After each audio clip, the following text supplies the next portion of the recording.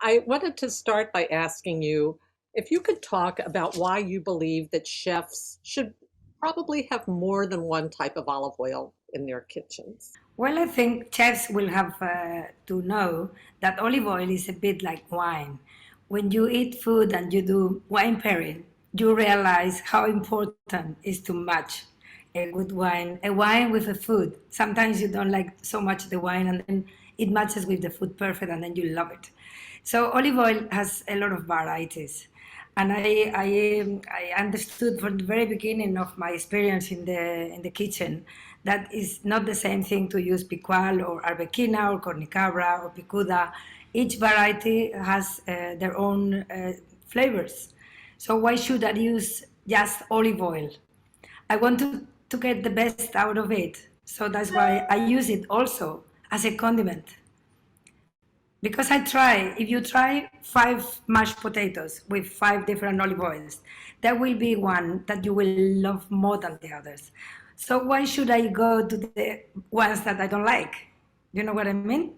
So I think it's a huge world to discover. Once you know that olive oil is fresh and is good and is so tasty, you can use it as a condiment. So that's what I do in my kitchen. I choose the best for the best product, and then I mix it, and I get the best out of both. The product, like let's say salmon with cornicabra, is a huge difference. And if you put another variety, it changes completely. Would you talk a little bit about the types of oil you have in your own kitchen and how you use them? Uh, for example, when do you use a more delicate oil? When do you use a more pungent oil? In my kitchen, I have 2 different oils because I'm very conscious that we have 2 words. Is the green oils that we pick, that we get at the beginning of the seasons. That is really quite new. In the like 50 years ago, they never make green oils. All the olive oil was picked at the end of the season to get more amount of olive oil. So green oils have come to the market as a novelty because you get maybe half of the production when you want it green, but it's tastier, it's better. So in my kitchen, I have 2 different types. Is the green oils coming from the beginning of the season that have a different flavor, and I have the mature oils coming from the end of the season. They are both very nice, but they are different. Again, with the flavors, you get different flavors from a green one than from a mature. It doesn't mean that they are better or worse. It depends for what you use it. But normally, I will always rather use fresh and green for raw, and I will use for cooking the mature one. So that's like the 2 words among the different of the varieties, which it doesn't mean it can be green, it can be hojiblanca, it can be mature and hojiblanca, or it can be picual green or picual mature. And I have, in all cases, I have both because is the one that is mature is cheaper, and I will use it for rice, for cooking, for stew, for frying, for deep frying. But the green ones I will use to show the most out of it, and it will be always in raw food. I know that you are a big proponent of buying your olive oil in a bag. Would you talk about that? Yes, how do you know that? Okay, well, I don't think olive oil is something you should do like a perfume. I get really mad when I see stupid bottles that you have to throw, that you have to pack, that you have to spend so much money. We are talking about nutrition. We don't need so much sophistication. So I think if olive oil is a fresh juice that can be spoiled by the time, I mean, I never use olive oils that are older than a year in my kitchen because I have the chance to get new ones. So the best way to keep it is in a box. This is the bag that normally comes in a box.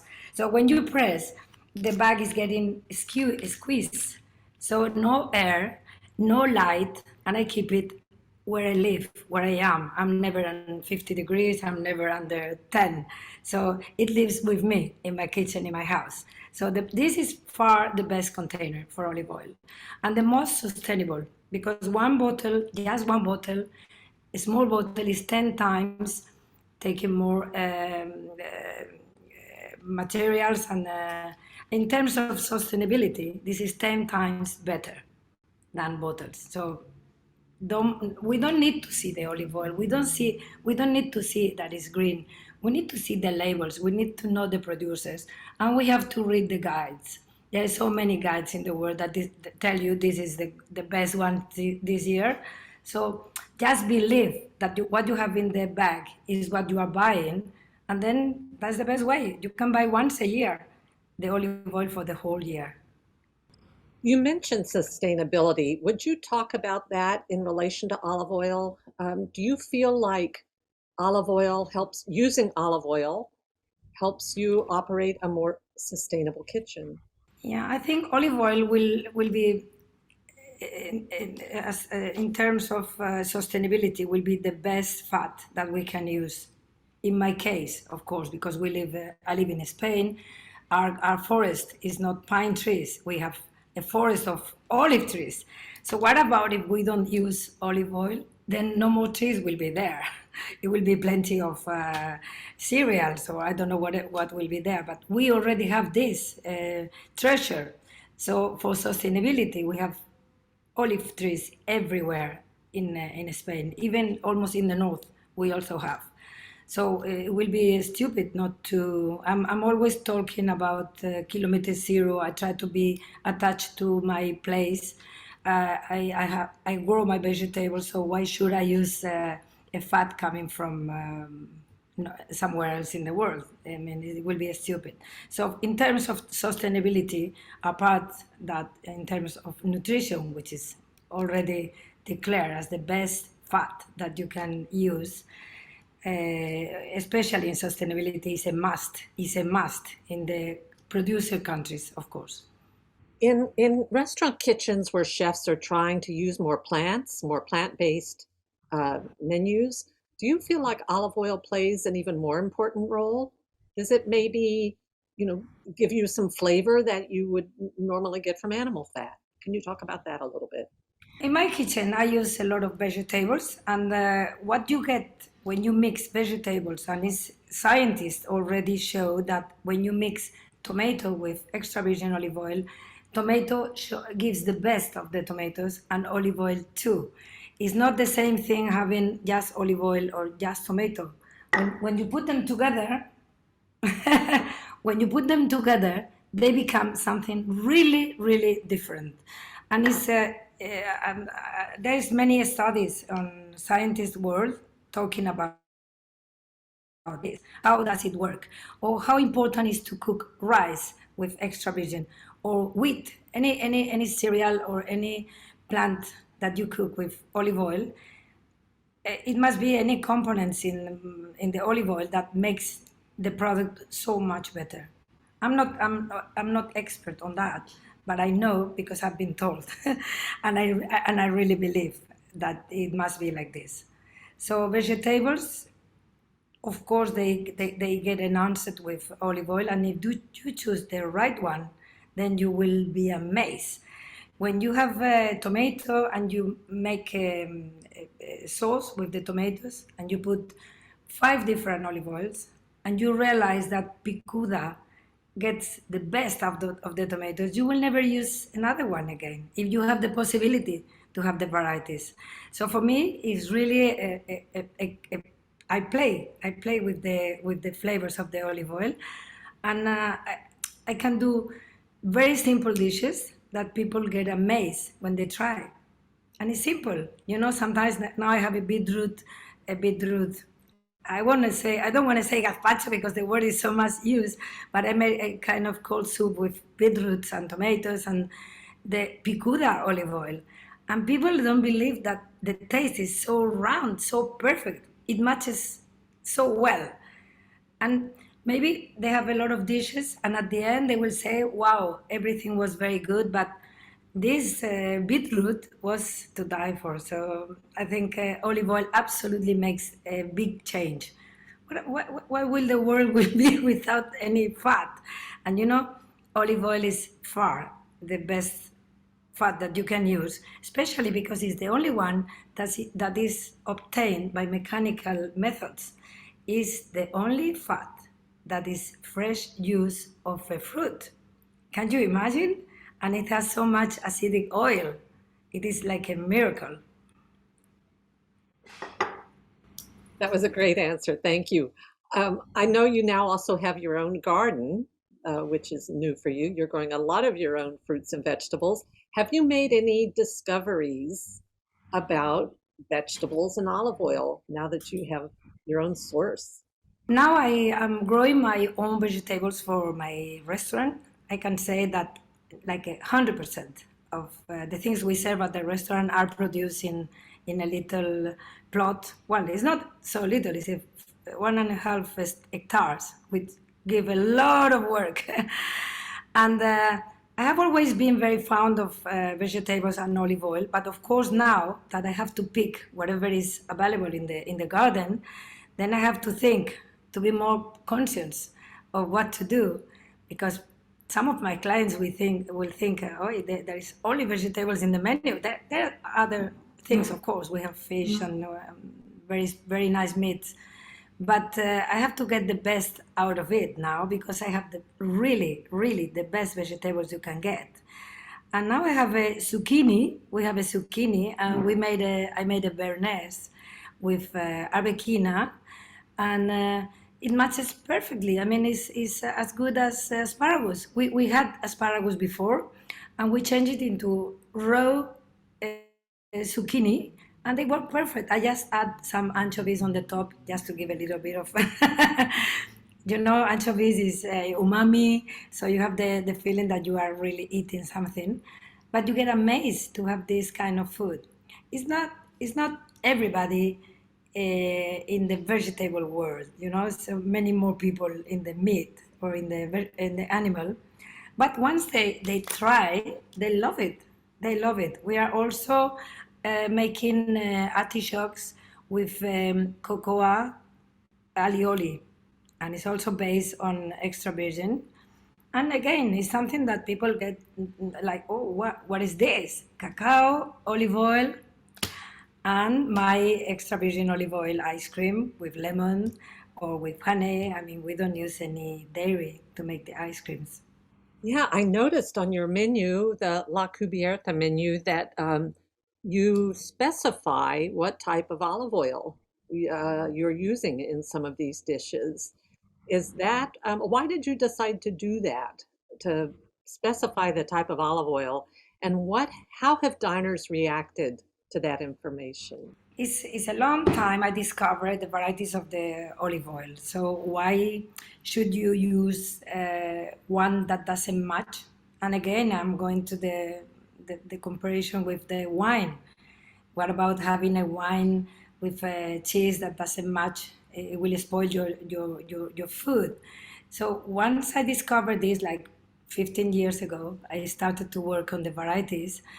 And of course, I want to introduce that into my clients because this is my goal. That I'm good on that, and I can explain so many things, and people get so interested.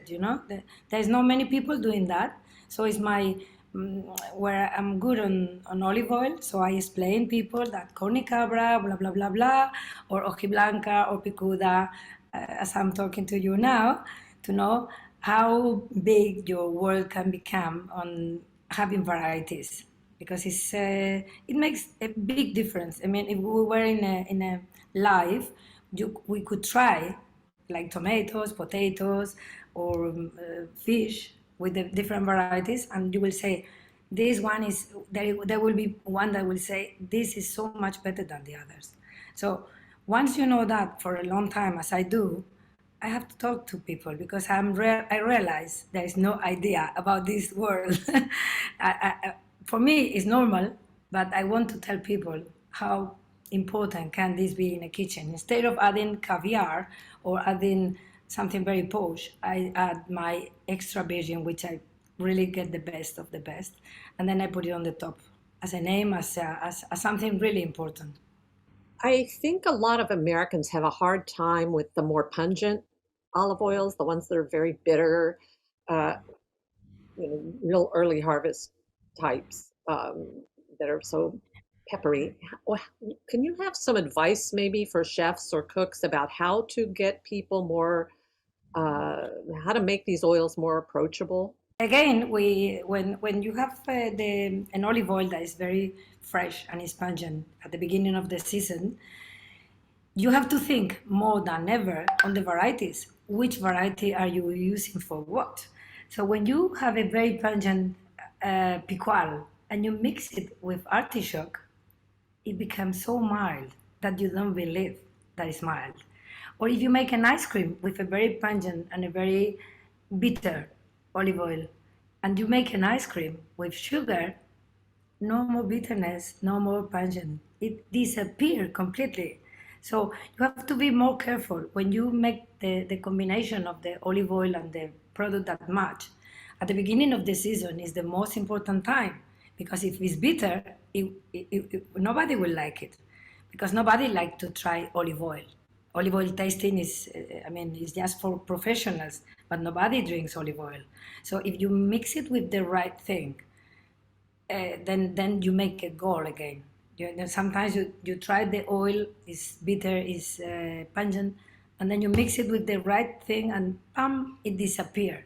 As you have seen that in Mexico with spicy, they mix it with sugar, and then no more spicy.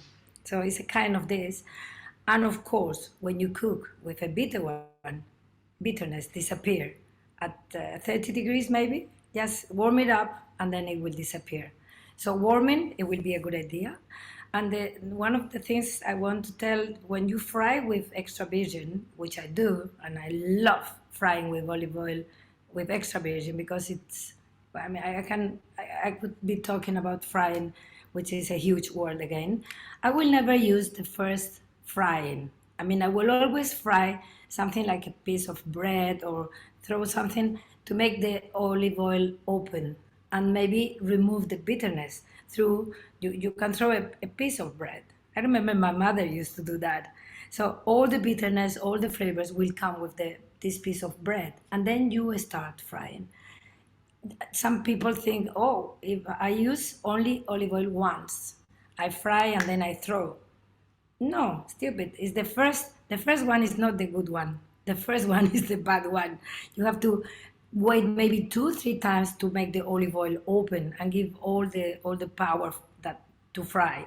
And then you have the time to throw, but you can always pass it through a sieve and keep it for a while. Especially if you don't cook proteins. If you have olive oil for potatoes or vegetables, you can keep it for a long time. Thank you for that tip. I never knew that about frying it. Yes, because when you fry proteins, you get the protein into the fat of the olive oil. And at the end of frying and frying and frying, maybe 20% is fat from the proteins coming from what you are frying. And lastly, I wanted to ask you about saffron because I know that's important to you. So would you talk a little bit about the relationship between saffron and olive oil, what you have discovered? Well, I'm very, very much into the saffron world. Yeah, I've been like saffron whatever, because I learn from the professionals how to use it, how to grow, how to. But I really learn a lot about saffron, and there is nothing in to mix olive oil and saffron. They're two different words.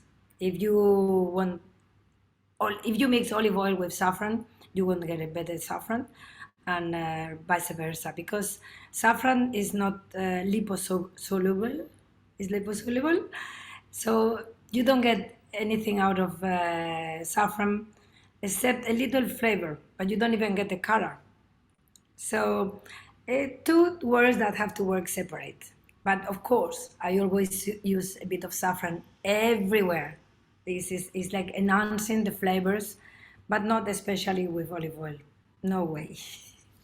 So you, with saffron, you need water, not olive oil, correct? Yes, with saffron, you always need water. It could be butter. Butter will be fantastic, amazing, really good with saffron, but not olive oil. Yeah, just finally, is there anything else that we didn't talk about that you would like chefs to know about how to use olive oil, how to think about these different, this journey of discovering the different flavors of olive oil, how much that's part of your cooking. I mean, my message for chefs, and because I'm very, we are always searching for novelties, for new things. Where? In Mars? Are we going to Mars? Why don't we look at the Earth? You know, we're trying to make things difficult, trying to make difficult things. And we have very near this huge world of olive oil, which nobody knows nothing, really, and they are not interested. Why? Because you don't see it. What about if you use a bad oil? Nobody will know. Nobody will know. I'm always visiting kitchens and they keep a little tiny olive oil just for the show. To people see that you have a little good olive oil in the kitchen, but apart they have big tanks of seeds and refined oils.